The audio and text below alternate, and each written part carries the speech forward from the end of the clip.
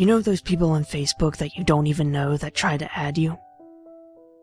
Well, let's just say I'm one of those people. It all started about a year ago, I think. But I can't really remember since a lot of things have happened since then.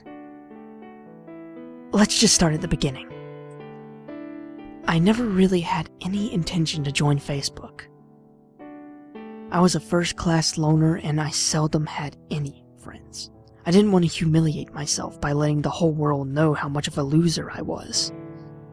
But I was persuaded after hearing everyone talk about it.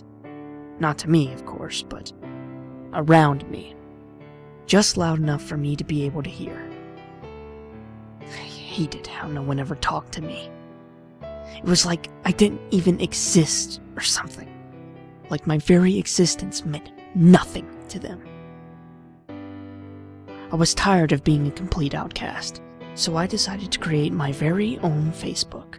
It was scary at first, you know, letting the entire world know what I was doing, and I was basically giving up my privacy and freedom to finally fit in.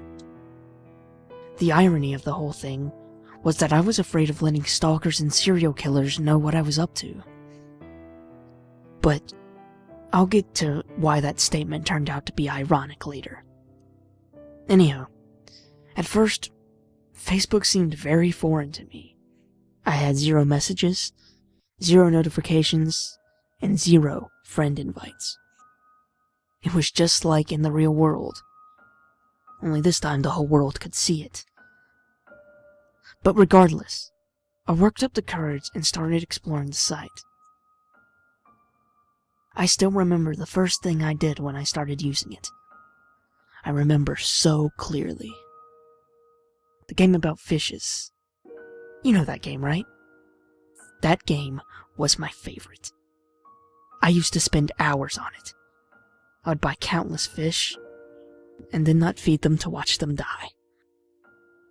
Watching the fish die was so much fun.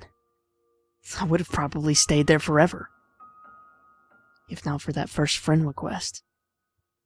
I couldn't believe it.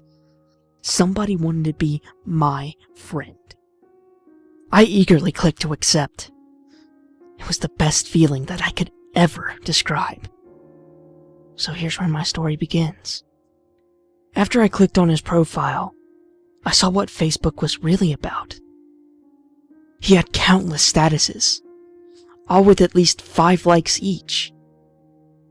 I so wanted that. So I began to snoop in his friends list, and I added every single person that he was friends with. It took about 5 hours to do, but it was worth it.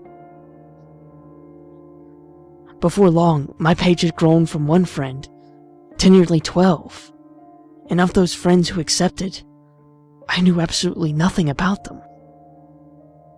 But because I was friends with them on Facebook, I learned everything. I passed the first 2 weeks adding all the people who my friends knew.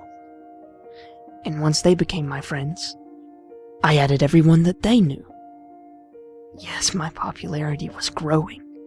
People finally began to know who I was. It was all so wonderful. The kids at my school even started talking to me. It was insane. Just plain bizarre.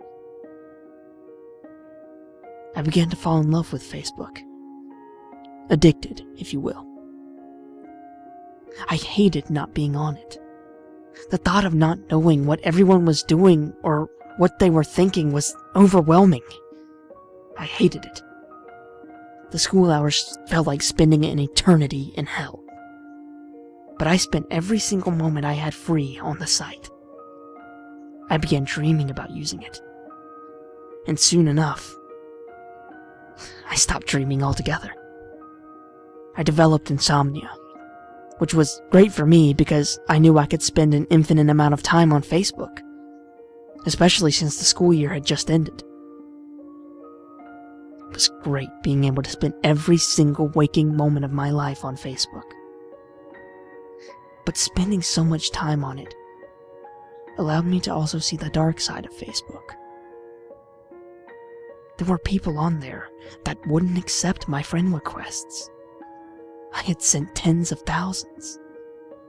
And yet still, I only had around 2,000 friends. It was obvious that those people had something against me. Why else would they not want to be friends with me? Yes, why else? There had to be a solution to all this madness, and it was obvious. Yes, it was all so clear then. All I had to do was get rid of them. I still remember my first victim. So innocent. Truly, I had nothing against her. She was so young and beautiful. I still remember those eyes. Those piercing, black eyes. The thing I remember most about her, though, was how much she bled. And how much she screamed. It was a different feeling that I felt then, killing that girl. And I relive it every time I choose a new victim. Come to think of it, I just sent you a friend request.